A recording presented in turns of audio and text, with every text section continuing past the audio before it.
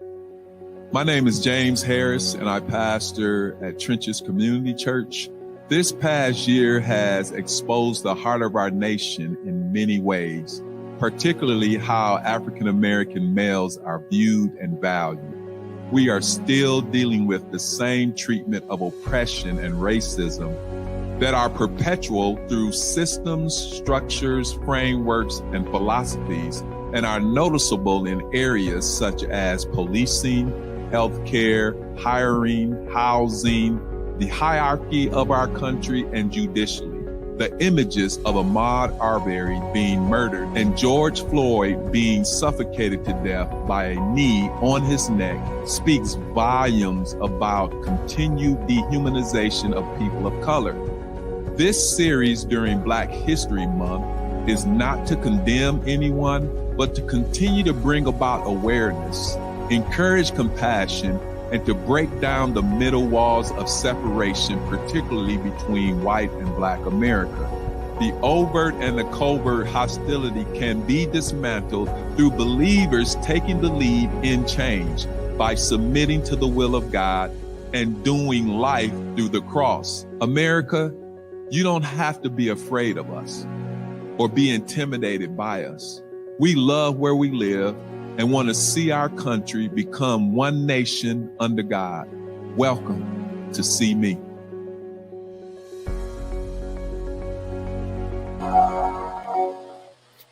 Man, that is amazing. I love that intro. I love that intro. We want to welcome you guys to another episode of See Me. This is episode 2. Last week we had episode 1 and it was amazing. And I want to encourage you to go back and view episode 1. So See Me was created last year out of a message that I taught during Black History Month. And the title of the message was See Me. All right. And what we want to do during this time is that we want to break down the false narratives that have been created centered around African American males. And we want to bring you into an experience and see us in a way that you may not have seen us before because of the false narratives that have been created on the media platforms in our nation. So again, welcome to See Me. We have 4 goals. We have 4 goals tonight that we want to present to you guys. The first one is that we want to bring awareness. We want to bring awareness of the African American male experience. Okay. The second thing that we want to do, we want to bring greater compassion toward that experience. We want to create a greater compassion toward that experience. And third, we want to inspire African American males and help restore value, strength, and hope. And last but not least, those of you that know me, I am not a divisive person. I am a person that want to bring all ethnicities together, so that God's fullness can be put on display. So our fourth goal is to bring about healing and reconciliation between white and Black America, particularly. So thank you guys so much for joining us. Man, tonight we got these people here. These men have changed my life. So let's bring up our participants for tonight, our panelists for tonight. Look at those guys. Look at them. They look amazing, right? Look at that. We got Sid the Rock Ellis here from the executive director of the Douglas Community Association. What's up, Sid the Rock? We can't hear you. Today is a great day, and it's great to be among these young men here with me. Yes, I love you, man. You have changed my life. I've been knowing you for a long time, Sid. It just seems like we grew up in Royal Oak Township, Detroit area together. That's right, we sure did. You went to Mumford and I went to Ferndale High. So it's good to have you. Then we got Mr. Hawkins, my guy from not Northeastern anymore. He's over at Millwood Magnet School, right? What's up, Hawk? It's good to see you, brother. That's right. Good evening. Hey, I'm so proud to be here with these distinguished men. It's a glorious event here, and I thank you, Pastor James, for bringing us all together for this purpose. Wow, thank you for participating. And my God, this is a Jamian Gardner, man. This guy, every year I call him the father of the year. I mean, the way he gets along with his kids and how he loves his wife. He's the assistant principal over at Kalamazoo Central High School. Let's go Giants. Yeah, Giant for life. J-Mo, what's up, man? How you doing, PJ? I'm just appreciative to be in this star-studded group that you have here, man. This is I'm looking forward to it. Man, and it is star-studded. All right, man. I'm gonna go to my left here, left on the screen. Yeah, the chief of police, Vern Coakley, the big guy. Right, I remember playing basketball down at Western Michigan University against Vern, and he posted me up, and it was like I wasn't even there. Like a little feather or something. All right. But this is my guy. I love him, man. I'm learning, Chief.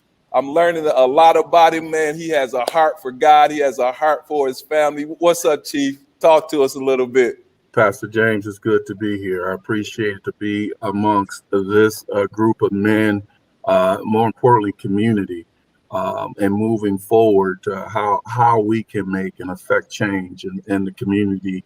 Not only that we live in, but how we serve it. So it's important for us to find a roadmap together collaboratively to do that. So I'm blessed to be here, and thank you for the offer. Man, that was smooth. I mean, that was, whew. When I grow up, I want to be like Vern, baby. And then last but not least, all right, this guy inspires me every time I am around him. He was the principal at Kalamazoo Central when my kids was there. And I just, man, adored how he led. You know, we have Vaughn Washington Jr. in the house, right? And he's the executive director of the Kalamazoo Promise. What's up, Vaughn? Talk to us a little bit. Pastor James Harris, I can't thank you enough for allowing me to be with this group of individuals, and leaving me for last may not have been right. I mean, having to go after all these cats and the things that they have done, their body of work, every one of them speaks for themselves. But you talk about people changing your life, you change and impact our lives every time we come in contact with you. And I know that this is going to be a special moment. And for anyone that's listening, when Pastor James calls, you listen. So I'm happy to be here. Yeah, Hawk, did you hear what he just said? You don't be returning my phone calls. All right, check this video out that we have for you guys, and then we're going to segue into our discussion for tonight. Pixel.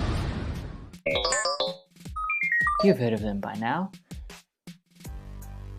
They're the little things in the screens of our computers, tablets, and even the phones we carry in our pockets. People talk about dimension, resolution, DPI, PPI, pixel density. But what exactly is a pixel? Wikipedia defines a pixel as the smallest controllable element of a picture represented on the screen. Every screen on any given device is made up of several hundreds, thousands, or even millions of pixels.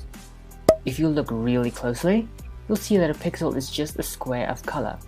That's it, a block filled with a single color. Now, when all these pixels on the screen are filled in with different colors, they create the images we see on our devices. So now that we've established what a pixel on a screen is, how does it work?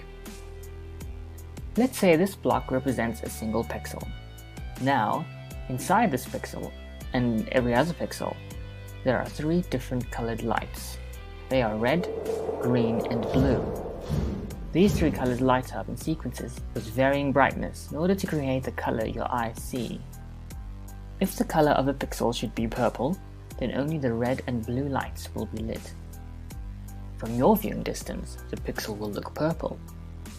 And with just these three colors, each pixel can generate over 16 million distinguishable color variations. Truth be told, there is a lot more to pixels than mentioned here. Those were just the basics, but it's quite impressive for such a tiny thing, don't you think? So now you guys are like, man, what was that all about? All right. Now, don't forget, I was a children's pastor and a youth pastor, and I'm always using visual aids. Man, there was a time, brothers, when I went into Costco's. And when I went into Costco's, those of you that have a membership there, you know what's on the left-hand side of the aisle when you first walk in. It's these big screen TVs. And you see all these beautiful like images, like birds, water, mountains, and things like that. And that looks like that because of the pixels that's in that digital screen.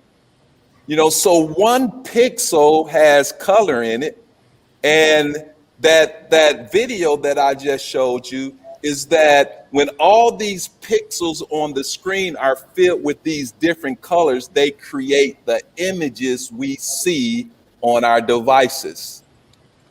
Why did I show that? Because, brothers, I really believe, all right, as African American males, you are like a pixel within our community. And when all of those pixels are mixed into other pixels, this image is demonstrated and displayed in our community. And I believe when that happens, God is put on full display because all of us are created in his image and according to his likeness. All right. So you guys are amazing pixels. And I want to encourage you to continue.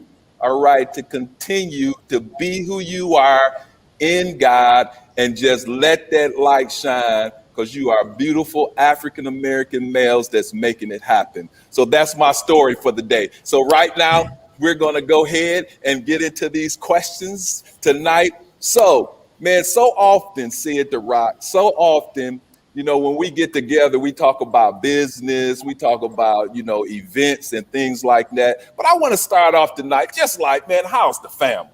That's what I want. I want to start off like, how's the family doing, man? All of you guys are family, man. My guy, Hawk, man, he talks about his mom a lot. All right, he was like, man, I'm going to Flint to spend some time with my mom. That's family. So just like, see it, how's the family, man? Tell me how the family doing. Everybody's doing great, man. My oldest son is now 23. That's Sidney Ellis II. My youngest, Quincy Allen Ellis, he is going to be 19 in March. So I had two grown men, one out the house, one still at the house, but he's doing great. And my beautiful wife, we'll be married for 28 years this year. We'll be celebrating that. She's doing very well also. So everybody's doing good. You know, we're walking through this COVID situation like everybody else, but it's great in terms of, you know, the family unity is still strong and we're still just loving on each other as best we can. That's beautiful, bro. That's beautiful. Our world needs to hear that, right? Fine Washington, man, how's the family doing, man? Oh, man, I appreciate you asking. You know, have my granddaughter, Sophia Francis, is out there. She's a year and a half now. Oh, she's out in Arizona. I don't get a chance to see her very much, but my son, they had their first child. And my daughter just graduated from law school. She went to Howard Law, graduated. She passed the bar this summer. So it was tough because of all the COVID stuff. You know, nobody could graduate. Many of you understand how that was. People missed out on some celebrations, but they're doing well. And then just trying to watch after my parents. My father, he's struggling a little bit, but we're hoping for prayer. And we're hoping for friends to help pull him through. So it's going good, though. I appreciate you asking. That's good, man. I just wanted to ask a few of you guys about family. I know, man, we got y'all making it happen. You guys are fathers, grandfathers, husbands, and so forth. But the reason why I asked that initial question is because I think, the way that these false narratives have been created about African American males and their connection with their families is that, that we live in a dysfunctional type family environment, and that's not true. I've known you guys for years, man, and again, man, you make it happen. You love your kids, you love your wife, you love your parents. So I just wanted to ask that question initially because, again, we want to tear down these false narratives about who we are. Now, this is Black History Month. This is Black History Month, and man, we want to celebrate Black history. We want to celebrate those who went before us. We want to celebrate those who are presently making it happen as it relates to the African American community. But again, I just kind of want to talk about, seeing us right now at this moment, so I want you to respond to this question, because this is what was revealed to me last year when I was teaching this series and we were in Black History Month. I stated this: as an African American male, I am more than a month. I stated that I am more than a month. In other words, see me beyond the month and see me every day and celebrate me as an individual, right? What are your thoughts on that expression? You are more than a month. Peter, I want to jump in because if I let any of the other guys go, we might not let nobody else get in. But I actually want to tie what you just asked back to the Pixel video that you shared with us. And so, first of all, I want to say thank you for that, because I thought we were supposed to be encouraging others, but you just encouraged me with that whole demonstration. So I could have clicked off and let somebody else answer a question. But to get back to what you're saying, that Pixel piece to me, when I look at it, is variation. And so I think a lot of people oftentimes boil Black men down to a stereotype or a monolith, and we are not that. We are all different shapes, colors, hues, passions, and we're just like those pixels. And I think the way that I connected was just like each one of those pixels has a different job to make that screen so bright. When you walk in Costco and want to drop $3,000 on the TV, or whatever price they charging, that's the way that I want people to see me, that I actually add value to, and I make this whole picture, I'm a piece of it that makes it shine. So I'm more than just what you can do historically or recognizing people for what they did before, but it's what I'm currently doing, what I'm going to do and project into the future. Yes, thank you. Thank you so much. I am more than a month. Vern, I see you got your hand up. I am more than a month. Celebrate me. What's your thoughts on that? I appreciate Brother Gardner and his vision on the pixels, and where that took me back, Pastor James, was as a child. And you in your monologue, you talked a little bit about how we grew up as men, and how we got to where we're at. And each of us have a story. We all have a story. And so when I think of the pixels, and I think about the collaboration of family, right? And as a young man, I had to break that pixel, that picture, because where I came from, that was, if I may use the vernacular, it was a black and white TV, and I wanted to be colored. Okay, I wanted to be colored. I didn't want to be a black and white TV, because what I saw in family was destruction. I had a father who unfortunately chose a different way to raise a family. And I didn't want to be that way. And I vowed not to do what I saw and how I was raised in that. And so I made sure that as I grew, that I am more not only than what I see, but I am more than just being a black male. I'm a strong black male. Mm.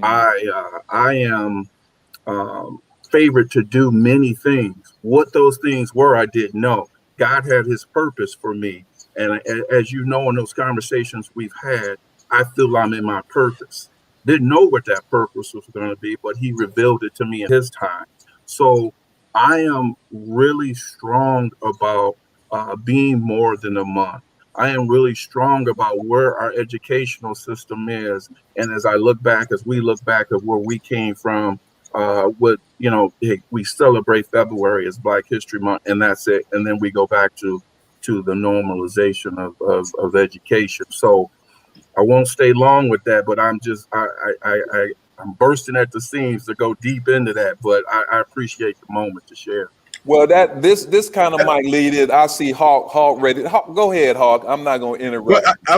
Go ahead. I was just going to say to tie along with Chief Coakley. You know, one of my vows, and you can ask any staff member, is to change that paradigm shift. And one of my goals is to make sure that the people who are in front of our children understand that it's more than just 1 month. And so we consistently work on culturally relevant teaching and procedures and methodology. And we look at the social emotional piece. And so I bring it up at every staff meeting, at every professional development, because I need people who can interact with the children that are going to make a difference, that care, that have compassion, and can move our kids forward. And so that's one of my vows. And so I agree wholeheartedly with Chief Coakley. Wow. Thank you so much. And I've seen you in action, brother. You know, you're not just talking it, you're walking it. So thank you so much. I'm so appreciative that you are one of the principals here in Kalamazoo School District. So thank you so much for that. You know, on those same terms, all right, let's talk a little bit about See Me. And I want you to answer this question. And some of you guys have done this, but we want to dig in here a little bit more. You are beyond your melanin. Okay, we are beyond our melanin. Who are you? Who are you? Not what you do, but who are you? We want to help to change the narrative by filling in this blank. See me, I am blank. All right, see me, I am blank, and then I am not blank. Okay, so we want to go beyond the melanin, and we want you to fill in the blank. See me, I am blank, or I am not blank, right? So who want to dive in here and start us off? Hey, I'll do it. Come so on. See me, I am a connector. One of the things my pastor, Pastor Joe Brooks, taught us is that we are to connect people to people, people to organizations, and organizations to people. And as a community servant, I've met enough people in the Kalamazoo area to be able to connect people. I don't know everything. I don't know how to do everything. And I don't have access to everything.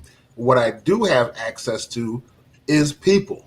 And so on a consistent basis, people call me and ask me about things, and I'm able to connect them. I'm able to connect them to Vaughn Washington about the promise. I'm able to connect them to Chief Coakley. I'm able to connect them to Pastor Harris. I'm able to connect them to educators like Jamie and Gardner and Mitch Hawkins. And then I'm able to connect them to organizations, and as such, able to connect those organizations to people. Thank you so much for that, Sid. Anybody else want to chime in on that? That's a great start. I mean, yeah, you know, when you know how it is when you spend a lot of time in rooms with the people that don't look like you, and everybody on this screen at any given point in their day can be in a room where they're the only person of color. And see me, you know, I'm a human being.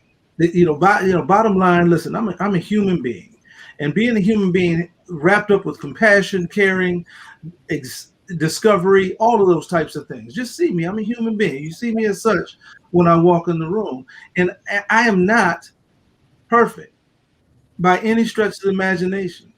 So we're always taught, especially growing up. I know everybody on the screen got the same thing. Listen, we got to do twice as much to just be on par with those that are in the room that are not like us. And so we always have to do twice as much. So we're striving for perfection all of the time, just to make sure that we can meet up to the standard of other people who make mistakes all the time. So see me, I'm a human being, but I'm not perfect, but I'm trying. I And think that's good. If I can just piggyback on that to say, I am not the representative of the black race. right, I get Yeah, you. yeah. And that's vitally important. And that's one of the reasons why I brought in several men, because now you have many representations of the African American community. And it's not just an individual, that, and all of us have experienced this, we'll be called to the table and individuals are expecting for us to represent our whole community. And that's just not fair. That's just not fair, because it's many individuals within our community that can speak on behalf of the African American community. So it might be some individuals watching tonight, and I would encourage you, that we might have that one or two, black friend that everybody's calling on. No, it's many of us. It's many of us who are intelligent, who are smart, who have wisdom, who can bring things to the table, in our churches, in our city, in our community, in our nation, because I'm around men like you guys all the time. And I know that you're heavy hitters, right? So I want to say this. I want to keep it moving. Man, we've had a tough year. We've had a tough year. We've had a tough year, man. And we've seen a lot. We've seen a lot, and it has hurt us. I know that I've been hurt watching Ahmaud Arbery shot down. That hurt me, bro. That hurt me. It's hurting me now. That hurt me, bro. Watching George Floyd, man, that hurt me, bro. That I had to say something. I had to speak up, about those situations, right? So I want to ask you guys, a lot has been exposed, on the media this past year as it relates to race in our country, okay? What in particular has stood out to you as an individual as it relates to race in our country, injustice in our country, and so forth? What has stood out to you? Let me start this conversation, if I may. And the tough year, that's speaking like 2020. I don't even ever I don't wish that on anyone else. And the atrocities that men and women in my profession that call themselves servant leaders, the acts of violence, the acts of taking people of color, their lives, and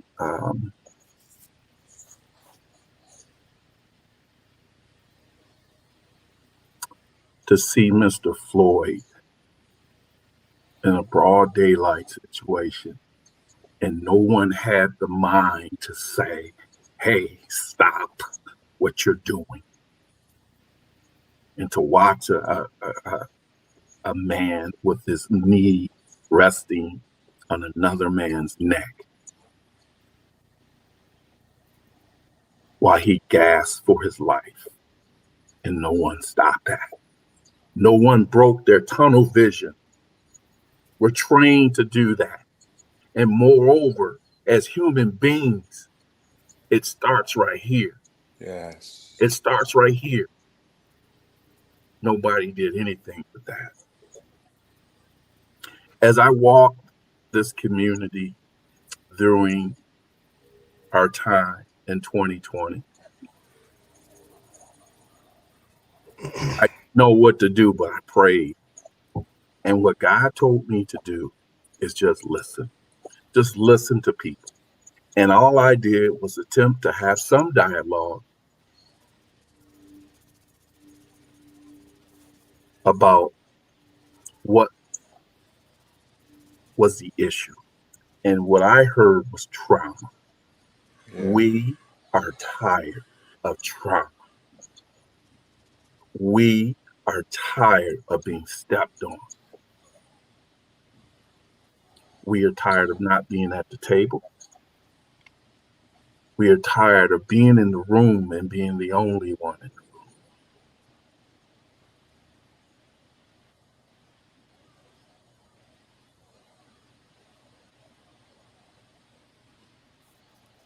There were many. Mr. Floyd's situation broke it. It broke this country to where it couldn't take anymore. And it caused the civil unrest. Let me remind our viewers and let me remind people, I am a servant leader. I am in the profession of law enforcement. But if I could use this analogy of this suit jacket, I go to work and put my uniform on. And people, when they see that uniform, whether it's blue, black, or brown, they only see the uniform.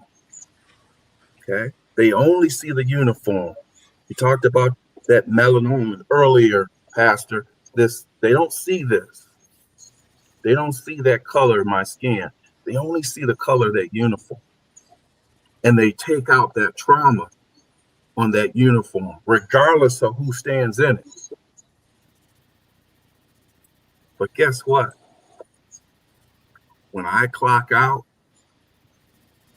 and I do that, I take that uniform off, what do they see?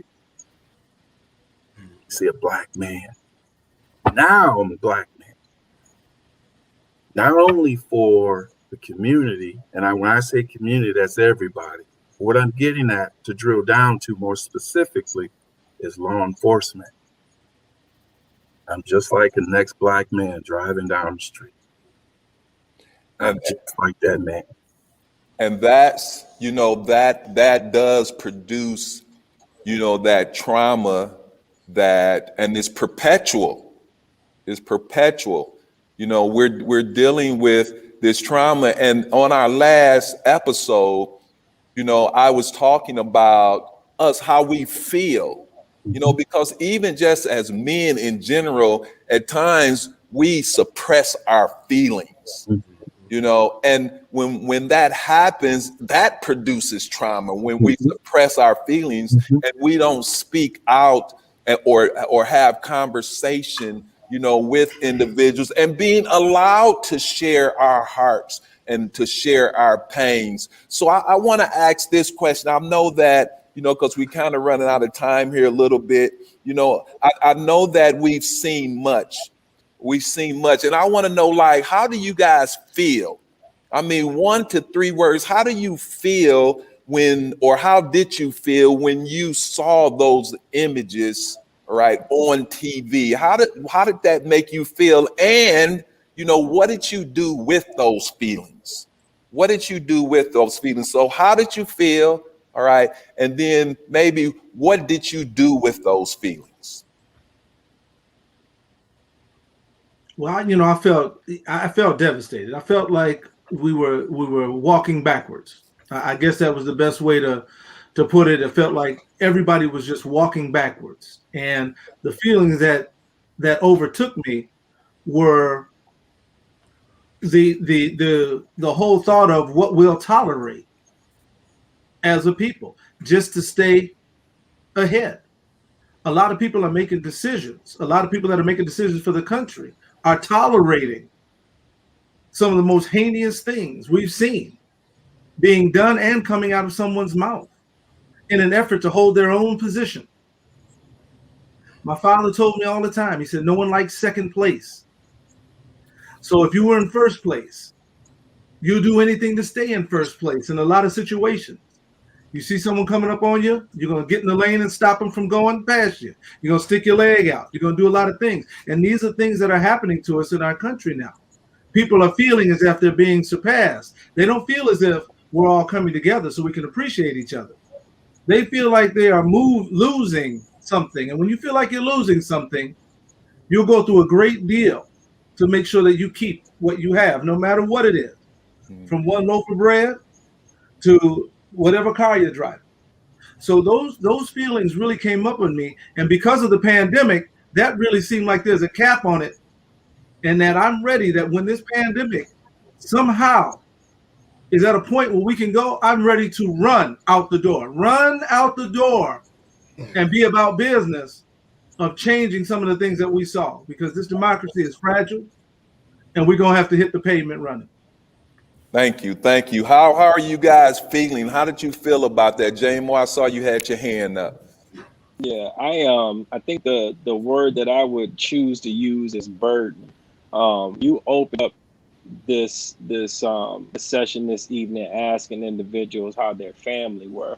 And so, I was on Facebook earlier, and my wife made a post today, and she actually highlighted a segment of a movie that wasn't that came out not too long ago, The Hate U Give, where the father is actually having the conversation that many of us, I'm sure, on this thread have had with their parents, as far as how you need to conduct yourself when you come in contact with a law enforcement agent person. And so when I say I felt burdened, because I'm a father, that I have to have that dialogue with my children who are of age, where they can actually watch these things being played out in front of them. Whether it's on our television, whether it's social media, they get to see the dehumanization of people that look like them. And burden for the fact that I got to have that conversation, and it wasn't a direct because of something that they did or I did, that we have to live in this sort of lifestyle. So I felt burdened, that I have to teach them what they need to do and have those conversations.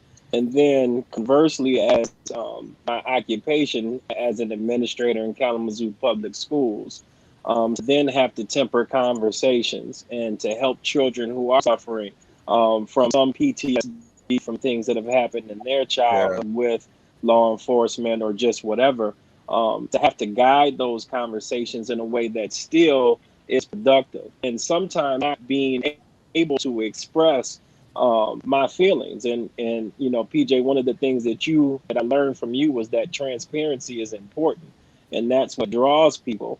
But I can't let that transparency then confuse people and allow them to be angry. So it creates this interesting dichotomy on how do I actually share this information and guide conversation in a way that's going to be productive, whether it's my own children or the children that I serve here in the community.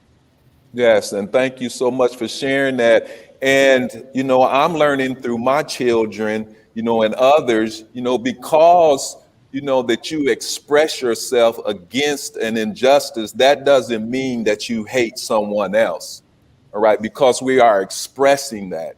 Again, I believe that allows healing to take place when we can have conversations, and I just love, how Vaughn said that, I want people to see me as a human being, and I want them to see my color. I want them to see my color. I don't want them to be color blind. I want them to see my color. God created me to be brown. All right. And we want to be celebrated in that. And that's the beauty of the human race. We're not the same. So man, I wish we can go for like 4 or 5 hours, man. But I want to give you a scenario to elaborate on it. Then I'm going to have one last question. All right. I'm going to give you a scenario. And this has happened to me. Okay. And maybe it has happened to you guys. You're walking down the street, and another individual is walking towards you from a different ethnic group. What has been your experience in this situation? And then, in your opinion, Why do you believe this may happen? So, I mean, multiple situations. The elevator, walking past the car, you hear the automatic doors lock. The clutch purse, I squeeze the purse like it's a football in the Super Bowl. People have been culturally conditioned. We as Black folk have been culturally conditioned. What we see on the media, what we read, everything has an effect on how we are perceived and even how we perceive ourselves. And so the media tells us that we're less than, that we're violent, that we're criminal. Mm-hmm. And society eats that up. And that's why something like See Me is a productive social piece that can help change the narrative and can bring about that healing that we so need here in Kalamazoo and across America. Man, that's beautiful. We're gonna allow somebody else to elaborate on that, because while you was talking also, man, you know, I'm the type of individual, okay, that instead of taking a purse, I'll protect somebody from getting their purse taken. You know, and there's many individuals like that, you know, that have a heart for community because of the false narratives and the lies. You know, people clutch their purse, or they might even walk on the other side of the sidewalk when you're walking towards it. But I'm a loving guy, just like so many other brothers that I know. So anybody else have ever experienced, you know, walking towards another, you know, ethnic individual, all right, and what happened when you walk towards them? Well, I'm going to take it from just not in the streets, but a place of business where I worked at, where I won't say of course, but I was in the minority in my workplace, and I worked there for months. And like you, James, I'm a very loving, kind, personable individual. And people that I worked with still would turn their eyes purposely so that they wouldn't have to speak. You know, move over, you know, a couple of feet purposely, obviously. And it was Jack, and I brought it up. I told people in administration, I'm like, look, these people got a problem. I don't have the problem.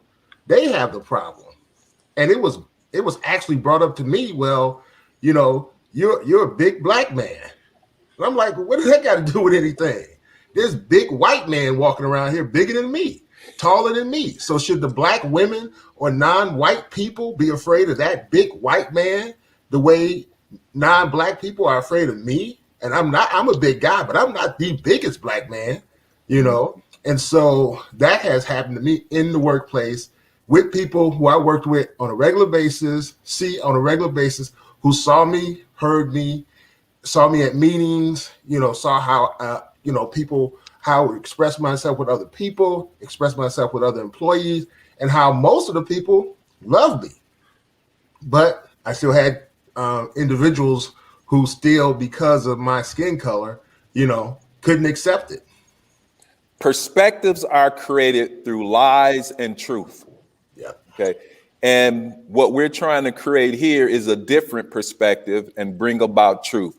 All right, guys, we are about to wrap this up, and I want you to end it by answering this question.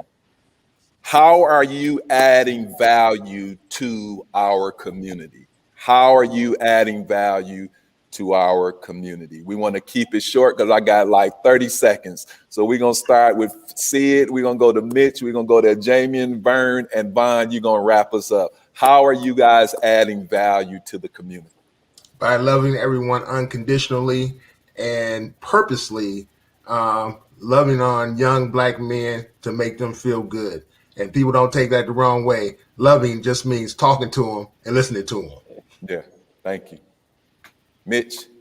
Okay, so we call it radical love. We call it radical love. And that's teaching our kids that they are the best that they can be if they work hard, mentoring and supporting our youth. Giving all to the youth in extracurricular activities during the school day, after the school day, and trying to pour all that we can into our youth. J-Mo.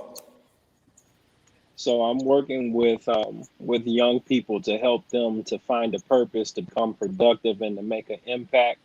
And by impact, that's inspiring movement, production, and consistent transformation. Wow. Chief. Hey, I've been afforded and blessed with the opportunity in this platform, this seat that I'm in right now, and what I'm looking to do is to reach and teach.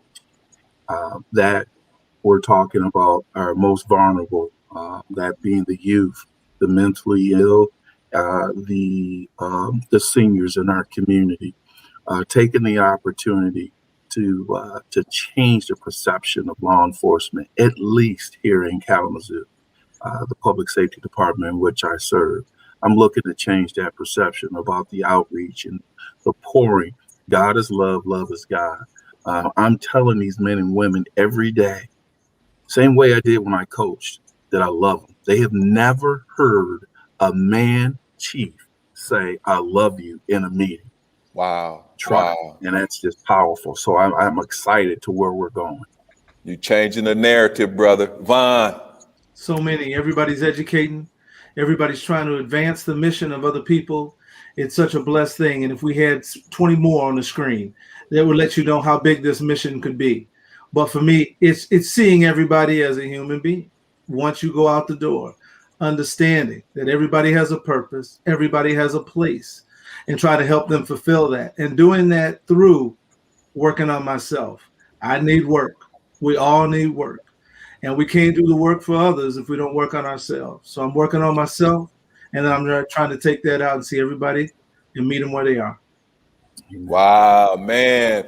Brothers, thank you guys so much. I really appreciate you guys joining us tonight. Yes, See Me has changed the narrative, I believe. We've allowed people to enter into the proximity of our experience as African-American males, and we're hoping that this broadcast has helped somebody tonight, all right, to continue to help us to move forward in our country, in our nation, in our society. Love you guys, Vern. I'm a love guy too. Love you guys dearly. God bless you. Thanks for joining us. Amen. Amen. You. Amen. Thanks for having us.